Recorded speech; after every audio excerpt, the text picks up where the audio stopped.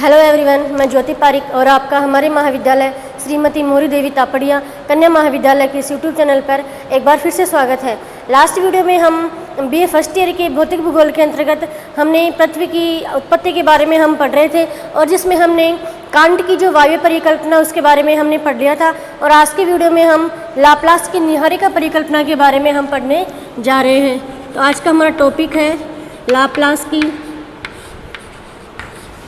निहारिका परिकल्पना। निहारिका परिकल्पना। तो देखिए, लाप्लास एक फ्रांसीसी विचारक थे जिन्होंने 18वीं सदी के अंत में अपनी परिकल्पना प्रस्तुत की। ठीक है, ये कहाँ के वैज्ञानिक थे? फ्रांस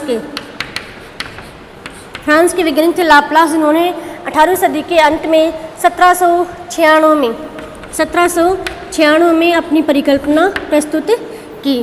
तो ये भी इन्होंने भी एक तारक परिकल्पना प्रस्तुत की। इनकी जो भी परिकल्पना थी वो थी एक तारक परिकल्पना। इन्होंने भी पृथ्वी की उत्पत्ति केवल एक तारे से ही मानी है। ठीक है, इससे पहले हमने कांट के बारे में पढ़ा था। तो कांट ने भी पृथ्वी की उत्पत्ति एक तारे के द्वारा ही मानी है और लाप्लास ने भी अपनी परिकल्पना में पृथ्वी की उत्पत्ति केवल एक तारे से ही मानी है। तो चलिए हम इसकी परिकल्पना के बारे में हम आगे पढ़ते हैं कि लाप्लास ने क्या बताया है। तो इसमें हम देखते हैं कि लाप्लास ने माना है कि ब्रह्मांड में आदिकाल में एक निहारिका, ठीक है, एक निहारिका ब्रह्मांड में विचरण कर रही है। ठीक है, ये एक ब्रह्मांड में उन्होंने एक निहारिका मानी। यह निहारिका एक बिल्कुल ठंडी थी। ठीक है, और ये निहारिका है जो लगातार अंतरिक्ष में भ्रमण कर रही है। शुरुआत में ये जो निहारिका वो गर्म थी और फिर जैसे जैसे समय बीतता गया वैसे वैसे यह जो निहारिका है वह ठंडी होती गई। सबसे पहले इसका जो ऊपरी भाग है वो ठंडा हुआ, उसके बाद इसका अन्य भाग भी ठंडा हो गया। ठंडा होने से क्या हुआ, इसमें थोड़ी सिकुड़न आ गई। ठंडा होने से यह जो निहारिका है इसमें कुछ सिकुड़न आ गई और इस प्रकार से इसका निर्माण हो गया। ठीक है, और सिकुड़न आने से इसके आयतन में भी कमी हो गई और आयतन में कमी होने के कारण इसका जो परिभ्रमण जो गति है वह बढ़ गई।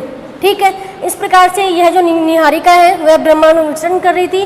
कालांतर में इसके तापमान में कमी आई। तापमान में कमी आने से इसके आयतन में कमी हुई और आयतन में कमी होने से इसका परिभ्रमण जो पथ है वो परिभ्रमण इसकी जो गति है वो बढ़ गई। फिर क्या हुआ आगे हम देखते हैं। तो इसमें आगे क्या हुआ कि यह जो निहारिका है इस निहारिका से एक छल्ला निकल के बाहर आ गया। ठीक है, और यह छल्ला इस निहारिका के चारों ओर चक्कर काटने लग गया। ठीक है, यह छल्ला इस निहारिका से एक छल्ला निकल कर बाहर आ गया और यह छल्ला इस निहारिका के चारों ओर चक्कर काटने लग गया। ठीक है, यही प्रक्रिया बार बार हुई और इससे 9 प्रकार के छल्ले निकल कर बाहर आ गए और ये सभी इसके चारों ओर चक्कर काटने लग गए। ठीक है, तो लाप्लास ने बताया है कि इस प्रकार से निहारिका से एक एक करके 9 छल्ले बाहर आए और ये सभी छल्ले इस निहारिका के चक्कर काटने लग गए। तो ये सभी जो 9 जो टुकड़े हैं वो क्या हो गए, सभी ग्रह बन गए।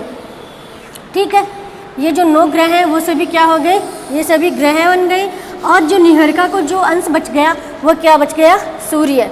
ठीक है, इस प्रकार से ये सभी जो टुकड़े हैं वो निहारिका के चक्कर काटने लग गए और इसका जो मध्य में जो भाग बच गया, निहारिका का जो अंश बच गया वो बच गया सूर्य। ठीक है, इस प्रकार से वर्तमान में हम जो सूर्य और जो सभी ग्रह देखते हैं वो हमारे जो निहारिका के अन्य जो निकले हुए जो भाग है, टुकड़े हैं वो ही है और जिसका जो बच गया बीच में जो भाग है वो है सूर्य। इस प्रकार से लाप्लास ने इस प्रकार से अपनी परिकल्पना के द्वारा बताया कि निहारिका के छल्लों के द्वारा ही ग्रहों या फिर पृथ्वी का निर्माण हुआ है। ठीक है, तो यह थी हमारी लाप्लास की निहारिका परिकल्पना। फिर इस परिकल्पना का भी बाद में विरोध किया गया। इसकी भी कुछ आलोचना की गई। तो हम इसकी आलोचना देखते हैं कि इसकी किस प्रकार से आलोचना हुई। तो देखिए, 9 ही ग्रह क्यों बने। सबसे बड़ी इसकी आलोचना ये हुई कि निहारिका से टुकड़े निकले तो 9 ही टुकड़े क्यों निकले, कम या अधिक क्यों नहीं निकले। ठीक है, इसकी पहली आलोचना है 9 ही ग्रह क्यों बने। इससे अधिक भी बन सकते थे, इससे कम भी बन सकते थे, लेकिन फिक्स 9 ही क्यों बने। ठीक है, ये इसकी सबसे बड़ी आलोचना रही। इसकी दूसरी आलोचना हुई कि वह कौन सा बल था जिससे मूल नीहारिका से पदार्थ को अलग कर दिया गया। मतलब वह कौन सा बल था,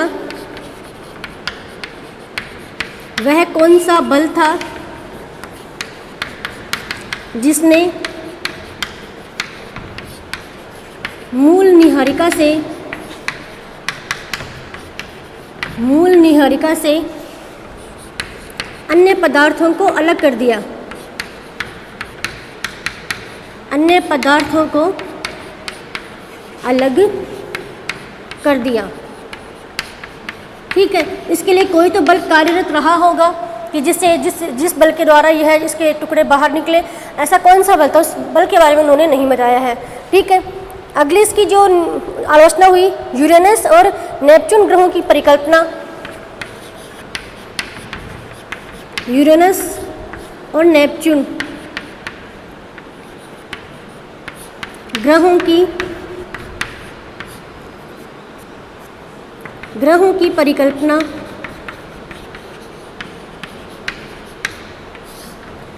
नेपच्यून और यूरेनस ग्रहों की परिकल्पना दिशा अन्य ग्रहों की परिभ्रमण दिशा से भिन्न है। परिभ्रमण दिशा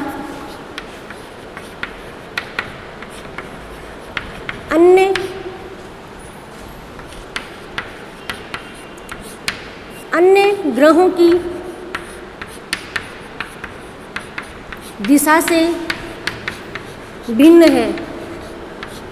ठीक है, सभी जो ग्रह हैं वो अलग दिशा में परिभ्रमण कर रहे हैं, लेकिन ये दो यूरेनस और नेपच्यून अब उनकी दिशा है वह अलग है, जिसके बारे में उन्होंने कुछ ही नहीं बताया है। ठीक है, इस प्रकार से उनके सिद्धांत की आलोचना हुई। ठीक है, फिर ये हमारा हो गया लाप्लास का नीहारिका परिकल्पना सिद्धांत। उसके आगे हम अगला सिद्धांत देखते हैं। अगला हमारा है चेम्बरलिन की ग्रहाणु परिकल्पना। अगला हमारी परिकल्पना है चेम्बरलिन की ग्रहाणु परिकल्पना।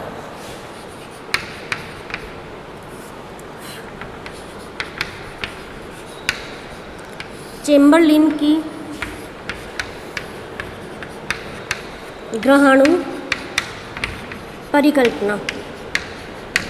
ठीक है, तो देखिए अभी तक हमने पढ़ा कांट की और लाप्लास की नीहारिका परिकल्पना। जो कांट और लाप्लास ने पृथ्वी की उत्पत्ति केवल एक तारे से ही मानी है, लेकिन अब हम पढ़ रहे हैं चेम्बरलिन की ग्रहाणु परिकल्पना। तो चेम्बरलिन ने अपने सिद्धांत में बताया है कि पृथ्वी की उत्पत्ति केवल एक तारे से न होकर 2 तारों के द्वारा पृथ्वी की उत्पत्ति हुई है। मतलब यह एक 2 तारक परिकल्पना है, 2 तारक परिकल्पना। उन्हें मानना है कि पृथ्वी की उत्पत्ति केवल एक तारे से न होकर 2 तारों के द्वारा पृथ्वी की उत्पत्ति हुई है। ठीक है, तो देखिए जो चेम्बरलिन है वो एक अमेरिकी वैज्ञानिक है। चेम्बरलिन एक अमेरिकी वैज्ञानिक है। अमेरिकी वैज्ञानिक जिन्होंने 20वीं सदी में अपनी जो यह परिकल्पना है वह प्रस्तुत की। ठीक है, 1904 में उन्होंने अपनी यह परिकल्पना प्रस्तुत की और उन्होंने बताया कि पृथ्वी की उत्पत्ति केवल एक तारे से न होकर पृथ्वी की उत्पत्ति 2 तारे के द्वारा हुई है। अब देखिए 2 तारे कौन कौन से हैं। उन्होंने बताया कि 2 तारे हैं ब्रह्मांड में। एक तो सूर्य है और एक सूर्य से अलावा एक और बड़ा विशाल तारा अंतरिक्ष में भ्रमण कर रहा है, जो पृथ्वी सूर्य से कई गुना बड़ा है। ठीक है, यह पृथ्वी में लगातार भ्रमण कर रहा है और यह भ्रमण करता सूर्य के समीप आ पहुंचा। ठीक है, यह सूर्य के समीप आ पहुंचा और फिर सूर्य की गुरुत्वाकर्षण शक्ति के कारण से इसमें कुछ ज्वारीय शक्ति उत्पन्न हो गई। ठीक है, और इस ज्वारीय शक्ति के कारण से क्या हुआ कि सूर्य से कुछ भाग निकलकर अलग हो गए और ये ब्रह्मांड में जगह जगह बिखर गए। ठीक है, उन्हें बताया कि प्रारंभ में अंतरिक्ष में 2 तारे थे। एक तो सूर्य था और एक सूर्य से कई गुना बड़ा एक दूसरा तारा था। ये दूसरा तारा था और यह तारा ब्रह्मांड में लगातार भ्रमण कर रहा है। भ्रमण करता करता ये सूर्य के समीप आ पहुंचा और सूर्य की गुरुत्वाकर्षण शक्ति के द्वारा इसमें एक ज्वारीय शक्ति उत्पन्न हो गई और जिससे सूर्य से कई पदार्थ निकलकर बाहर निकल गए और अंतरिक्ष में जगह जगह भ्रमण करने लग गए। ठीक है, उसके बाद क्या हुआ कि ये जो विशाल तारा है, विशाल तारे के गुरुत्वाकर्षण द्वारा सूर्य से निकलने वाले जो पदार्थ है वो पदार्थ को अपनी ओर खींच लिया।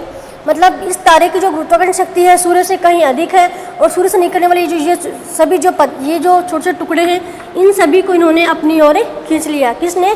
यह जो विशाल तारे हैं इस तारे ने ये सभी जो टुकड़े हैं सूर्य से निकलने वाले इन सभी को अपनी ओर खींच लिया अपनी गुरुत्वाकर्षण शक्ति के द्वारा।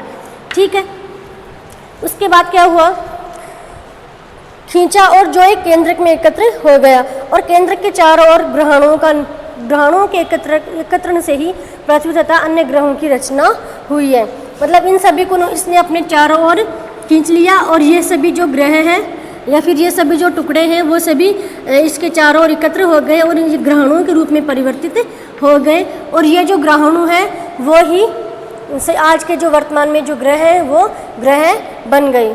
ठीक है, इस प्रकार से उसने बताया कि पृथ्वी की उत्पत्ति दो तारों से हुई है, एक सूर्य है और एक सूर्य से कहीं बड़ा एक अन्य तारा है जिसने वह ब्रह्मांड में भ्रमण कर रहा है और भ्रमण करता करता यह सूर्य के समीप आ पहुंचा है और सूर्य की गुरुत्वाकर्षण शक्ति के कारण से सूर्य में कहीं जो टुकड़े हैं वो बाहर निकल गए और जो टुकड़े बाहर निकल गए उन बाहर निकले हुए टुकड़ों को उस तारे ने अपनी ओर खींच लिया अपनी गुरुत्वाकर्षण शक्ति के कारण से और ये सभी एक जगह एकत्र हो गए और ग्रहणों में परिवर्तित हो गए और ये सभी ग्रहणु हैं वो आज के सभी ग्रह माने जाते हैं। इस प्रकार से चैम्बरलिन के अनुसार यह जो पृथ्वी की उत्पत्ति किससे हुई? केवल ग्रहणुओं से। सूर्य के द्वारा निकले हुए जो ग्रहणु हैं उन ग्रहणुओं के द्वारा ही पृथ्वी की उत्पत्ति हुई है, ये सभी ग्रहों की उत्पत्ति हुई है। ठीक है, इस प्रकार से ये चैम्बरलिन ने अपनी ग्रहणु परिकल्पना प्रस्तुत की, लेकिन इसकी भी कुछ आलोचनाएं हुई है। फिर आगे हम इसकी आलोचनाओं के बारे में देखते हैं कि इसके द्वारा जो चैम्बरलिन के द्वारा जो परिकल्पना प्रस्तुत की गई थी उसकी क्या क्या आलोचना हुई। तो देखिए, इसकी आलोचना है कि सूर्य से निकलने वाले ग्रहणों से इसकी सबसे बड़ी आलोचना है कि सूर्य से निकलने वाले ग्रहणों से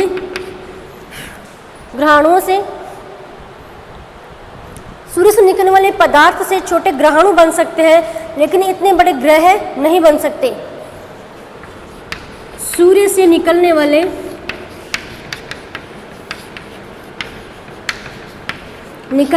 पदार्थों से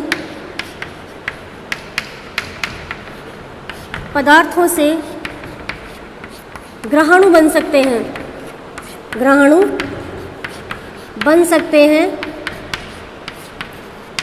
परंतु इतने बड़े ग्रह नहीं बन सकते।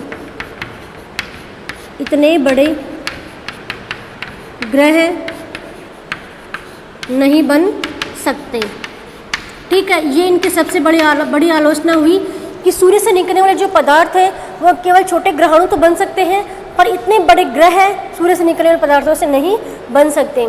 ठीक है, आगे इनकी आलोचना हुई ग्रहों की रचना ग्रहणों से हुई, इसमें इतना अधिक कोणीय संवेग कहाँ से आ गया? ग्रहों की जो रचना है ग्रहणों से हुई, ग्रहों की रचना ग्रहणों से हुई, ग्रहों की रचना ग्रहणों से हुई, इनमें इतना अधिक कोणीय संवेग कहाँ से आ गया? इनमें इतना अधिक कोणीय संवेग कहाँ से आया? ठीक है, इस प्रकार से चैम्बरलिन की ग्रहणु जो परिकल्पना उसकी भी आलोचना हुई। उसकी सबसे बड़ी आलोचना थी कि सूर्य से निकलने वाले पदार्थों से ग्रहणु बन सकते हैं, फिर ग्रहणों की रचना हो सकती है, परंतु इतने बड़े ग्रहों की रचना उससे नहीं हो सकती। ठीक है। उसके बाद उनकी अगली आलोचना हुई कि ग्रहों की रचना ग्रहणों से हुई, इनमें इतना बड़ा कोणीय समय कि कहाँ से आ गया, इसके बारे में उन्होंने कुछ नहीं बताया है। इस प्रकार से आज की वीडियो में हमने लाप्लास की निहारिका परिकल्पना और चेम्बरलेन की ग्रहणों परिकल्पना के बारे में हमने पढ़ लिया है। आप इस वीडियो को बार बार देखिए, आपको समझ में आ गया होगा। और जिसके जो नोट्स है वो मैं आपको ग्रुप में शेयर कर दूंगी, ठीक है। तब तक के लिए अगली वीडियो में हम नया टॉपिक पढ़ेंगे। तब तक के लिए धन्यवाद।